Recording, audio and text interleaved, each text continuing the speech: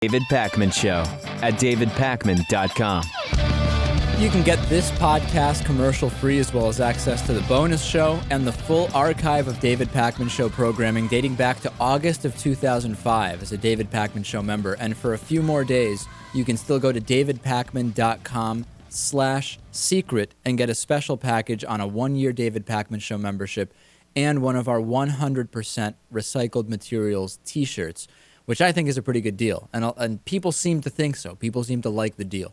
I want to talk about Noam Chomsky and Twitter. There was an interesting article on Salon.com by Nathan Jurgensen, which points out that Noam Chomsky, of course, has been one of the most important critics about how big media drowns out everyday voices to manufacture consent, to control knowledge. This is something I agree with Noam Chomsky about. However, Noam Chomsky has also, on a couple of occasions now, dismissed new digital communications such as Twitter, social media, etc., as superficial, shallow, evanescent.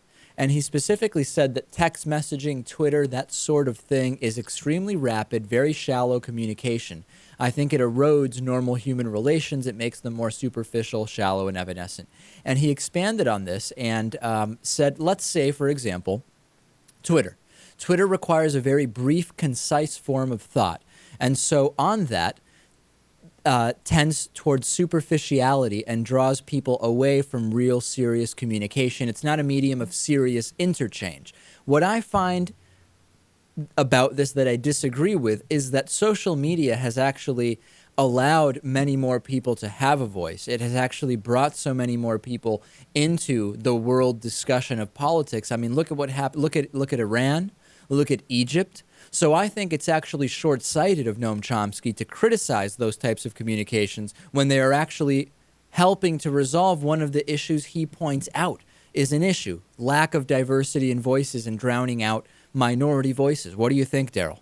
Yeah, and I completely agree. And I think that he's out of touch with the changing world. I mean, we're living in a world where if you hang on to the old ways, you will not succeed in the world to come. I guess he wants everybody at this point to take out a long form piece of paper and write out letters as well and send them to the post office in order for you to find out what he's thinking. Well, that's what's interesting about it. It's funny you bring that up because if you look at research from Pew Internet and American Life Project, research has demonstrated that non-whites are much more likely to connect to the internet, communicate and create content on the web, on mobile phones, than are white people, right? So in many cases, historically disadvantaged groups have actually used social media and social media technology to find opportunities that in the past didn't exist.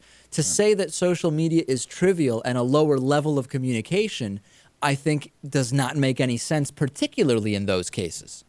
Absolutely. And he's going to be, we're living in a society where the digital age is just where we're at. You cannot like it, but we're not going backwards. And you have to assimilate and you have to adapt.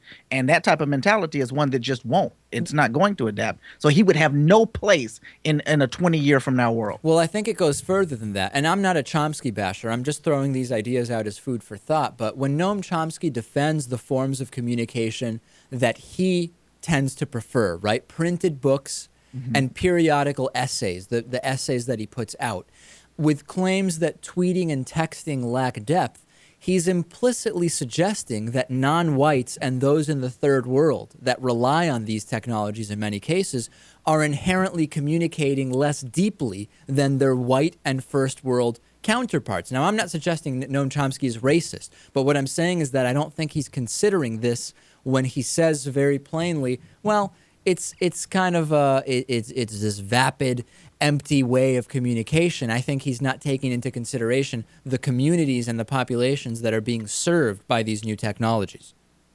And also his way of doing things with the books and the writing. I mean, I'm just going back to that as an analogy. He's using a regular pen if he writes a letter. There was a time that people took a stick and dipped it inside of ink, and I'm sure that doing that made them write in a completely different way, in a way that they thought it out even more because every stroke mattered. His way of doing things is inferior, using that same logic, to 50 years before his time. All right. Well, Sir Daryl getting into the nitty-gritty of Noam Chomsky and Twitter. I like it.